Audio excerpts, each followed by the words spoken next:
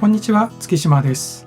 今回はフォーカスライト社がリリースしているイコライザープラグインの RED2 をレビューしていきたいと思います。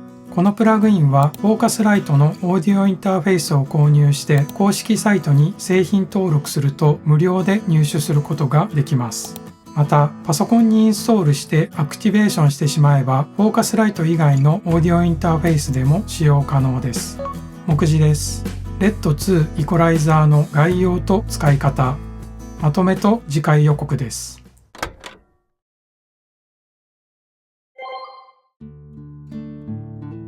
フォーカスライト RED2 は実機のイコライザーをエミュレーションしたプラグインです。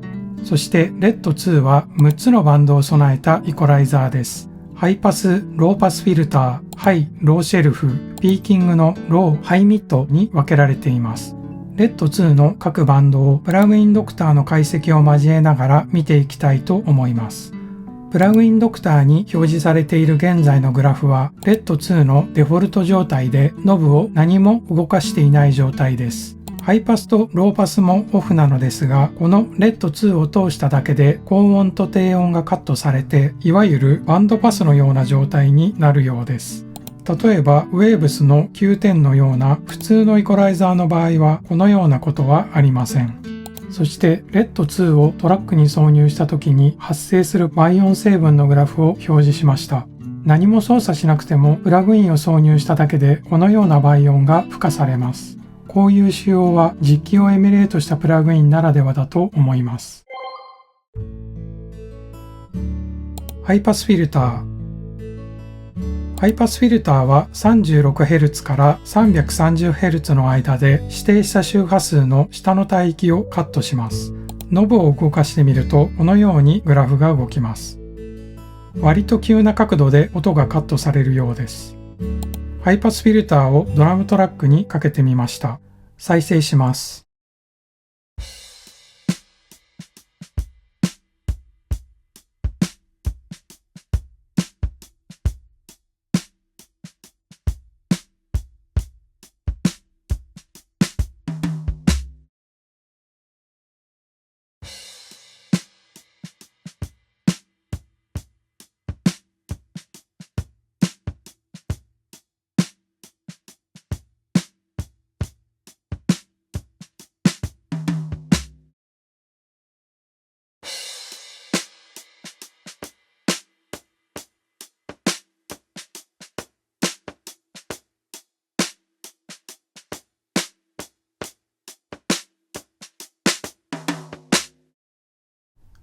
指定した周波数の通りに低音がなんとなくではなくしっかりとカットされています。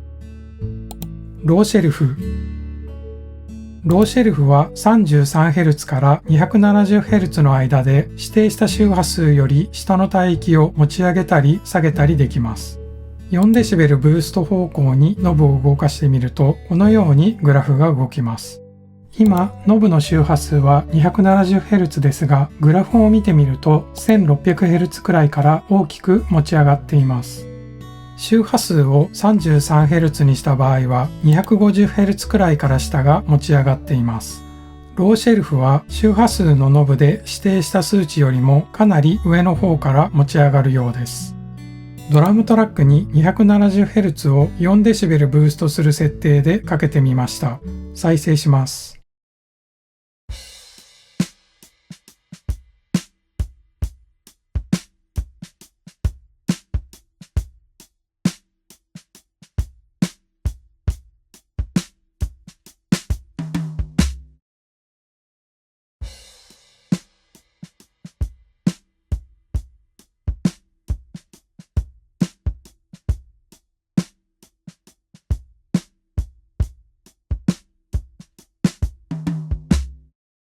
270Hz を 4dB ブーストする設定にした場合、20Hz から 1600Hz までがブーストされるようです。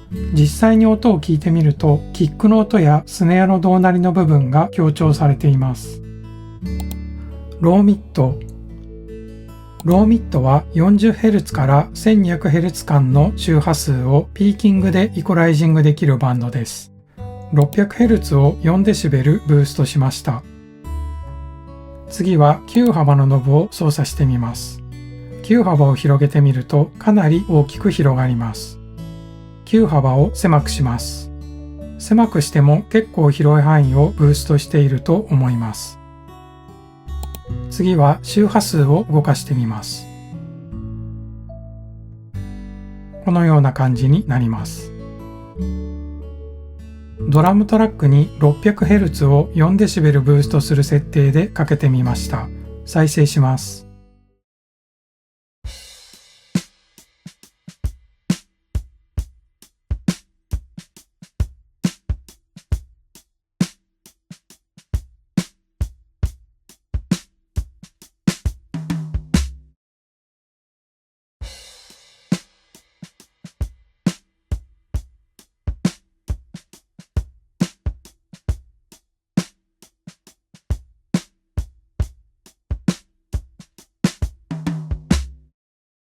ローミットを 4dB ブーストするとスネアの存在感が増してアタック感も良くなったと感じます。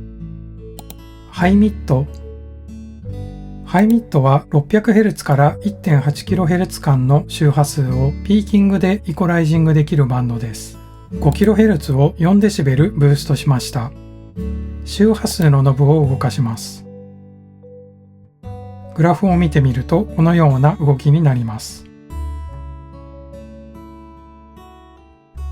そしてローミットと同様に9幅の設定も可能です。9幅を動かすとこのような感じになります。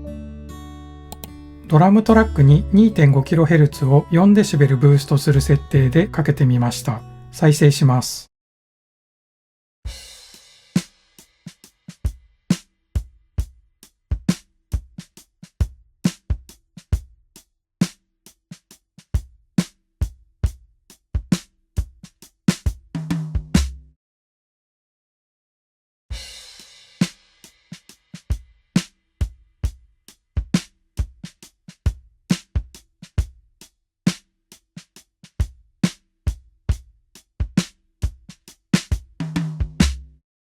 シンバルやハイハットなどの金物系の存在感が増しました。音源に対して自然なかかり方で私は良いと感じました。ハイシェルフは 3.3kHz から 15kHz 間で指定した周波数の上の帯域を持ち上げたり下げたりすることができます。4dB ブーストしました。グラフを確認してみると、ハイシェルフもローシェルフと同じように周波数のノブで指定している場所よりもだいぶ下の方から波形が動きます。周波数のノブを動かします。グラフを見てみるとこのような動きになります。ドラムトラックに 3.3kHz を 4dB ブーストする設定でかけてみました。再生します。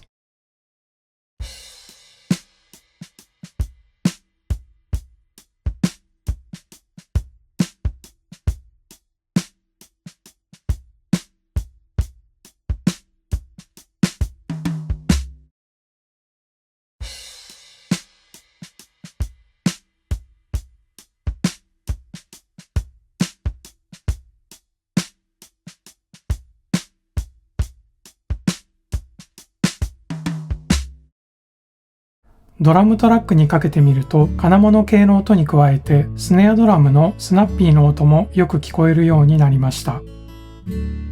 ローパスフィルターは 3.9kHz から 16kHz 間で指定した周波数の上の帯域をカットします。周波数のノブを動かします。ローパスフィルターも指定した周波数よりだいぶ下からカットされるようです。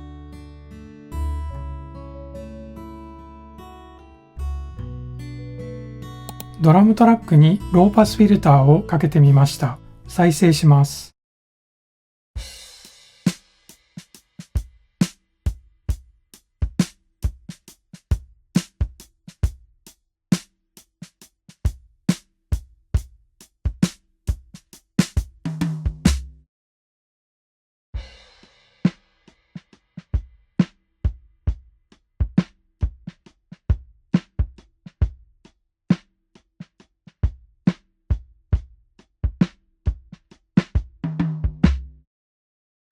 かりとローパスフィルターが機能しています。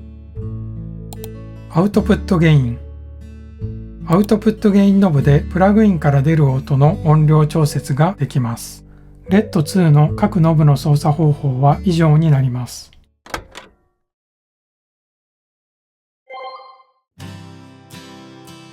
プラグインドクターで解析したグラフを見てみると、どのバンドも大きいカーブを描いています。